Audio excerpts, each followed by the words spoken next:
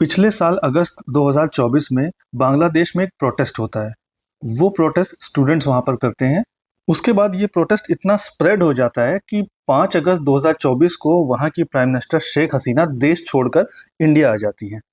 उसके बाद वहाँ पर मोहम्मद यूनुस के नेतृत्व में सरकार बनती है और उसके बाद कहा जाता है कि बांग्लादेश में जल्दी ही इलेक्शन को कंडक्ट कराया जाएगा। हालांकि वो अभी तक हुआ नहीं। लेकिन ये जो रिजाइम चेंज होती है बांग्लादेश में, इसके बाद इंडिया और बांग्लादेश के रिलेशन में भी काफ़ी चेंजेस देखने को मिलते हैं। होता ये है कि दोनों देशों के बीच तनाव बढ़ जाता है और बांग्लादेश की तरफ से लगातार इस तरह के स्टेटमेंट्स आते हैं जिससे कि ये तनाव कम होने के बजाय लगातार बढ़ता ही जाता है। और इस दौरान बांग्लादेश की तरफ से अजीबोगरीब स्टेटमेंट दिए जाते हैं लगातार। कभी तो बांग्लादेश की तरफ से ये कहा जाता है कि बांग्लादेश में जो बाढ़ आई थी उसके लिए इंडिया जिम्मेदार है और इंडिया ने जानबूझकर ऐसा किया कि बांग्लादेश के अंदर ये बाढ़ आए। फिर उसके बाद उनकी तरफ से लगातार तब से लेकर अभी तक शेख हसीना को लेकर स्टेटमेंट्स दिए जाते रहे हैं। बांग्लादेश की तरफ से इंडिया पर यह भी आरोप लगाया जाता रहा है कि शेख हसीना यहाँ पर रहकर इंडिया उनको उकसा रहा है ताकि वो बांग्लादेश के अगेंस्ट स्टेटमेंट्स देती रहें। यानी कि उनकी जो फॉर्मर प्राइम मिनिस्टर इंडिया में इस वक्त हैं, उनको इंडिया उकसा रहा है लगातार बांग्लादेश के अगेंस्ट स्टेटमेंट देने के लिए। इसके अलावा बांग्लादेश की तरफ से अभी रिसेंटली एक बहुत ही विवादास्पद स्टेटमेंट दिया गया था और बहुत ही अजीब सा स्टेटमेंट दिया गया था। वहाँ के जो मोहम्मद यूनुस हैं, इस वक्त लीडर है वहाँ के, वो चाइना के विजिट पर थे और वहाँ उन्होंने कहा कि इंडिया का जो नॉर्थ ईस्ट है, नॉर्थ ईस्ट में जो इंडिया के 7 सिस्टर्स हैं, यानी 7 जो स्टेट हैं, वो लैंड लॉक्ड हैं और इंडियन ओशन तक पहुँचने का एकमात्र जो गेटवे है वो बांग्लादेश ही है। जिसके बाद उसका रिप्लाई इंडिया के फॉरेन मिनिस्टर ने दिया था। उन्होंने कहा था कि इंडिया की अपनी 6,500 किलोमीटर की लगभग कोस्ट लाइन है और इन सब के बाद अब जाके बांग्लादेश की तरफ से एक और स्टेटमेंट आया है जिसमें बांग्लादेश की तरफ से एक बार फिर से इंडिया के इंटरनल मैटर्स पर, इंटरनल इश्यूज पर कमेंट किया गया है। अभी रिसेंटली वेस्ट बंगाल में जो हिंसा हुई है, इसी हिंसा को लेकर बांग्लादेश की तरफ से ये स्टेटमेंट आया है और ये स्टेटमेंट दिया है वहाँ के जो मुख्य सलाहकार हैं मोहम्मद यूनुस, उनके प्रेस सेक्रेटरी ने।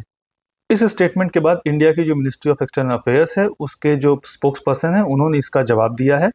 इसमें उन्होंने बहुत ही स्ट्रिक्ट लैंग्वेज में बांग्लादेश की तरफ से जो रिमार्क्स आए हैं उसे रिजेक्ट किया है और साफ साफ कहा है कि वो इंडिया के बजाय अपने अंदर देखे और वहाँ पर जो क्राइम्स हो रहे हैं माइनॉरिटीज़ के अगेंस्ट, उस पर काम करे और साथ ही साथ जो क्रिमिनल्स हैं जो खुले घूम रहे हैं उन पर कार्रवाई करें। ये पूरा मामला ये है कि वक्फ अमेंडमेंट बिल को लोकसभा में 2 अप्रैल को लेकर आया गया, वहाँ से वो पास होता है। उसके बाद 3 अप्रैल को वो राज्यसभा में उसे पेश किया जाता है, वहाँ से भी वो पास होता है और उसके बाद प्रेसिडेंट द्रौपदी मुर्मू 5 अप्रैल को उसे उस पर सहमति दे देती है। उसके बाद ये जो बिल है ये एक्ट बन जाता है। इससे होता ये है कि बहुत से ऐसे प्रोविजंस हैं जो अमेंड हो जाते हैं, चेंज हो जाते हैं। इसके बाद देश में 2 अलग अलग व्यूज बनते हैं। एक धड़ा ऐसा है जो इसे मानता है कि ये जो अमेंडमेंट किया गया वो सही है, इसमें प्रोविजन सही चेंज किए गए हैं, और दूसरा ऐसा है जो ये कहता है कि नहीं, इसमें ये जो प्रोविजंस हैं ये माइनॉरिटीज के अगेंस्ट हैं। ऑपोजिशन जो है वो वक्फ एक्ट को लेकर अलग अलग जगह पे प्रोटेस्ट कर रहा है और दूसरी तरफ गवर्नमेंट ऑब्वियसली इसे सही मान रही है। इसी के बाद वेस्ट बंगाल के मुर्शिदाबाद में एक क्लैश होता है, वहां पर बहुत ही बड़ी मात्रा में वायलेंस होता है। इसमें 3 लोगों की डेथ भी हो जाती है। उसके बाद से इस पूरी सिचुएशन को स्टेबलाइज करने की कोशिश की जा रही है। इसी को लेकर बांग्लादेश की अथॉरिटीज़ की तरफ से स्टेटमेंट आता है। इसमें जो वहाँ के इस वक्त चीफ एडवाइज़र हैं, यानी कि गवर्नमेंट के जो हेड हैं मोहम्मद यूनुस, उनके जो प्रेस सेक्रेटरी हैं शफीकुल आलम, उन्होंने इंडिया पर स्टेटमेंट दिया है। उन्होंने कहा है कि जो इंडिया में मुस्लिम्स के ऊपर अटैक किए जा रहे हैं उसको वो कंडेम करते हैं। उन्होंने आगे कहा कि ये जो हमले किए जा रहे हैं मुस्लिम्स के ऊपर, उसके परिणाम स्वरूप जान माल का बहुत ज़्यादा नुकसान हो रहा है इंडिया में। आगे उन्होंने कहा कि जो गवर्नमेंट ऑफ इंडिया है और वेस्ट बंगाल की अथॉरिटीज़ है, उनसे वो आग्रह करते हैं कि इंडिया में जो माइनॉरिटी मुस्लिम पॉपुलेशन है उसको सेफ्टी और प्रोटेक्शन देने के लिए जो नेसेसरी स्टेप्स हैं उसको उठाए जाएं और इंश्योर करे गवर्नमेंट ऑफ इंडिया और वेस्ट बंगाल अथॉरिटीज़ कि वो सेफ रहें। तो इस तरीके से बांग्लादेश की तरफ से इंडिया के इंटरनल इशू को पॉलिटिसाइज करने की कोशिश की गई और उसे इंटरनेशनलाइज करने की भी कोशिश की गई।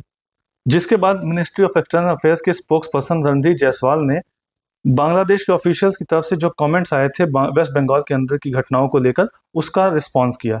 उन्होंने कहा कि वेस्ट बंगाल में जो इंसिडेंट्स हुए हैं उसके रिगार्डिंग बांग्लादेश की साइड से जो भी रिमार्क्स दिए गए हैं इस पूरे इशू पर, उसे हम रिजेक्ट करते हैं।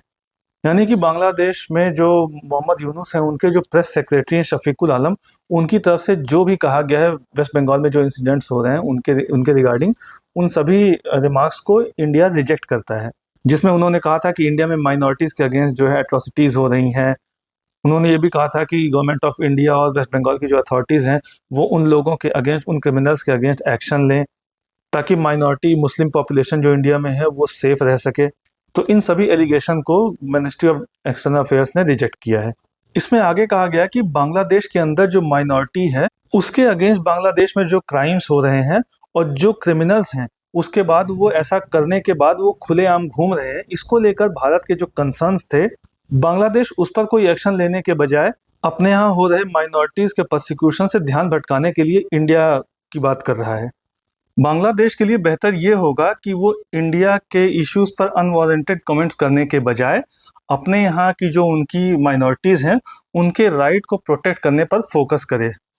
अभी जो मुर्शिदाबाद में जो वायलेंस हुई है उसको लेकर मिनिस्ट्री ऑफ होम अफेयर्स ने एक इन्वेस्टिगेशन की। उसमें ये बात निकल के आ रही है कि इसमें बांग्लादेश का भी हाथ हो सकता है। इसके बाद बांग्लादेश में जो इंटरिम गवर्नमेंट है उसकी तरफ से कहा गया कि इंडिया में जो मुर्शिदाबाद में जो वायलेंस हुई है उसमें बांग्लादेश का कोई हाथ नहीं है। और इसी के बाद बांग्लादेश की तरफ से ये स्टेटमेंट आया। तो इस तरीके से पिछले 8-9 महीने में इंडिया और बांग्लादेश के जो रिलेशन है वो लगातार नीचे ही जा रहे हैं। और पिछले 10-15 दिनों में इंडिया और बांग्लादेश के जो रिलेशन है वो एक न्यू लो पर पहुंच गए हैं। इसी दौरान बांग्लादेश की तरफ से जो 7 सिस्टर्स को लेकर स्टेटमेंट दिया गया था, और उसके बाद अब ये मुर्शिदाबाद में जो वायलेंस हो रहा है उसमें बांग्लादेश ने इसे पॉलिटिसाइज करने की कोशिश की है। कुछ दिन पहले भी बांग्लादेश और पाकिस्तान का नेक्सस सामने आया था, जब पाकिस्तान के जो आर्मी ऑफिशियल्स हैं और उनकी जो आईएसआई है, उनकी इंटेलिजेंस एजेंसी है, उसके कुछ रिप्रेजेंटेटिव्स बांग्लादेश में गए थे। और बांग्लादेश में इंडिया के साथ जो बॉर्डर है, स्पेशली जो चिकन नेक का एरिया है, वहाँ पर उन्हें स्पॉट किया गया था। तो बांग्लादेश की तरफ से वो जो 7 सिस्टर्स वाला स्टेटमेंट था, कोई रैंडम स्टेटमेंट नहीं था, वो एक स्ट्रेटेजी का पार्ट था। एक तरफ तो वो पाकिस्तान को चिकन नेक के पास लेकर आ रहा है, उनकी आईएसआई और उनकी आर्मी ऑफिशियल्स को चिकन नेक के पास ले आ रहा है, और दूसरी तरफ चाइना में जाकर बांग्लादेश इंटरिम गवर्नमेंट के जो हेड है मोहम्मद यूनुस, उन्होंने 7 सिस्टर्स को लेकर एक स्टेटमेंट दिया।